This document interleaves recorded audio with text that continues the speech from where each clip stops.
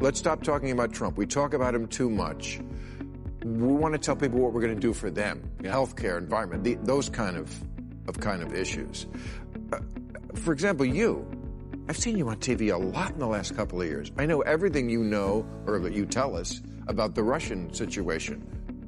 I don't have a clue what you think about healthcare. I've never heard it. Yeah. I don't know whether you're for Medicare for all, or improve Obamacare, or get a chicken. I don't know what. Well, we know that this whole smear on Joe Biden comes from the Kremlin. That's been clear for well over a year now, that they've been pushing this false narrative about the vice president and his son. Just a few days ago, we brought you Bill Maher absolutely roasting Adam Schiff over his glaring hypocrisy and the chaos it stirred within the already crumbling Democratic Party. Well, brace yourself, because this is round 2. We're diving even deeper into Schiff's double standards and his all-consuming obsession with Trump. And hey, if you haven't subscribed yet, now's your moment, unless you're okay with missing more jaw-dropping political train wrecks like this. Let's talk about that Office of Legal Counsel opinion. I was always of the opinion, number one, that the Office of Legal Counsel opinion that you can't indict a sitting president was wrong. Oh, good. That, in fact, you can indict a sitting president. I think there are prudential reasons not to try someone who's the president of the United States, but particularly when there's any risk of the statute of limitations running. If the president commits a crime, they should be indicted, and you should stay prosecution. So, but frankly, I had no expectation that would be the course Mueller would take, even if the evidence supported it, because he is fundamentally conservative, and I don't mean left-right conservative, but he was going to follow the established policy. He was not going to make new ground. So I didn't think it was realistic to expect that he would indict the president. And those that did, I think, were unrealistic in their expectations. Listen closely, because what Adam Schiff did wasn't just your run-of-the-mill political critique. No, this man was practically writing love songs to the idea of indicting Trump. It wasn't oversight, it was obsession. And sure, we get it. Schiff's a Democrat. He's going to back Biden and lose his mind every time Trump even blinks. But here's the real problem. When politicians treat their party like a cult and can't even call out the garbage in their own house, what do we really have left? America's already on edge. The last thing we need is another talking head playing hero on cable news while quietly lighting more fires of division. Accountability? That should never stop at party lines. But for Schiff, it's all about protecting his political clique. Everyone else, they can burn. Now you're probably thinking, okay, but where's this going? Good question. Roll this next clip and I'll break it all down for you right after. But this was our big gun. Now it just looks like you're stalking him. I think in the eyes of the people who don't follow it that closely, which is most of the country, here's the thing about Bob Mueller. He's like the last person, maybe the last thing in America that left and right agreed on. Left and right basically agreed. This is a guy of honor. This is an honest guy. This is an honest broker. Whatever he says goes. Americans are not into details. Don't read it to me, Bob. Just give me a thumbs up or thumbs down. The fact that he was like, if you couldn't impeach before, how are you going to impeach after?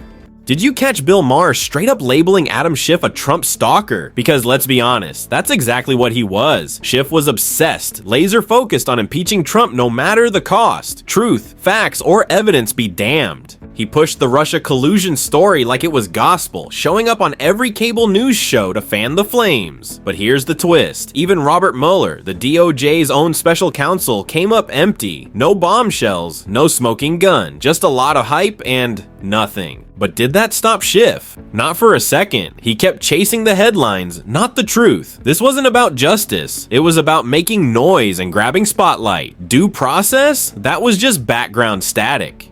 And now, Maher's pulling back the curtain, exposing the act. But hang on, because it gets even crazier. Here's the awful dilemma that we face. If we don't impeach him, that sends a message that this kind of conduct, this obstruction of justice, this kind of willing use of the help of a foreign adversary, all the lies and cover-up, that this is non-impeachable. At the same time, if we do impeach him, and he is acquitted as he would likely be acquitted, then the message is those are not impeachable offenses.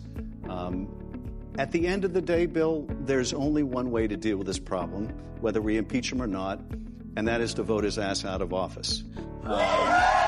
This has always been Schiff's real mission. Not justice, not truth, but getting Trump booted from office at any cost and replacing him with his party's hand-picked golden boy. Look a little closer and it's crystal clear. Schiff wasn't on some noble crusade. He was on a political power grab, plain and simple. And here's the giveaway. If his case against Trump was really airtight, rock solid like he kept insisting, then why was he already predicting acquittal before the trial even began?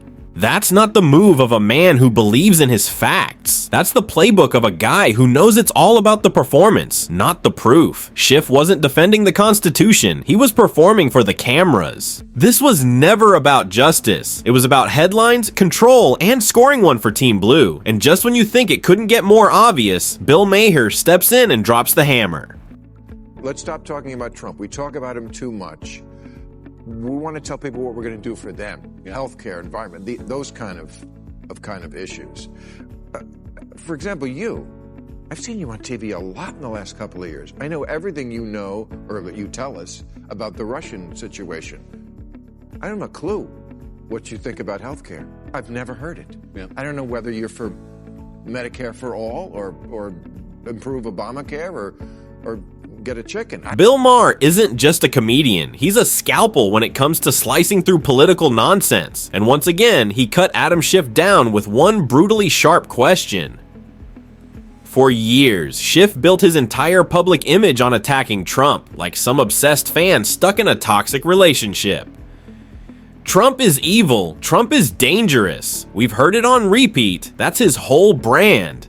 But Maher flipped the script. He asked the one thing no Democrat wants to answer. If Trump is the villain, then what exactly are you offering? What do you stand for, besides hating Trump? And suddenly, silence. Schiff had nothing. No bold ideas, no vision. Just anti-Trump rants on a loop. Strip that away, and you're left with a guy holding a mic and zero substance. But here's where it gets even worse. After shouting for years about truth and justice, Schiff and his party got hit with the Hunter Biden laptop scandal, the biggest political bombshell in a decade. And just like that, all that moral outrage disappeared. Schiff didn't call for the truth. He went straight into damage control, aggressively defending Hunter without blinking. Worse, he didn't just dodge questions. He went after anyone who dared raise them, including the laptop repairman who, John Paul, we know that your life has been turned absolutely upside down because you were accused of spreading Russian disinformation. Tell us about the last few years and what led you to file this lawsuit.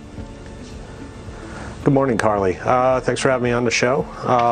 Well, the last couple years have been pretty tough. It was pretty quick out of the gate that I was labeled a hacker.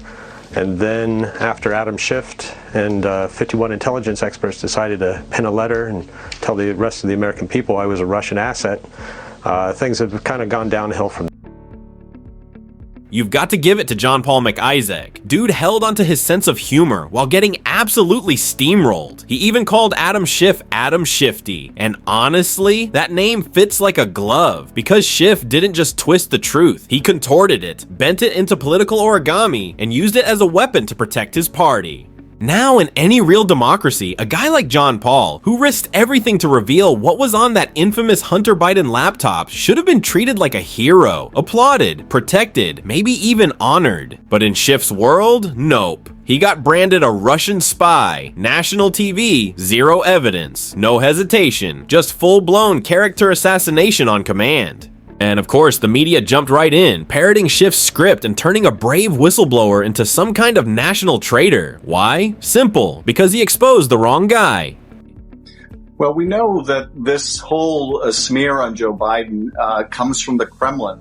That's been clear for well over a year now that they've been pushing this false narrative about the vice president and his son. And that, folks, is the brutal truth. In today's political circus, it's not about right or wrong. It's about protecting your tribe, silencing dissent, and crushing anyone who threatens the narrative. Adam Schiff didn't slip up. He showed us exactly who he is. A man more loyal to party power than to truth, justice, or the American people. But here's the thing. We're not buying it anymore. Voters are waking up. We're tired of the double standards, the selective outrage, and the media hit jobs dressed up as news. We want leaders who serve the country, not themselves. So if you're just as sick of the hypocrisy as we are, hit that like button, smash subscribe, and drop your thoughts in the comments.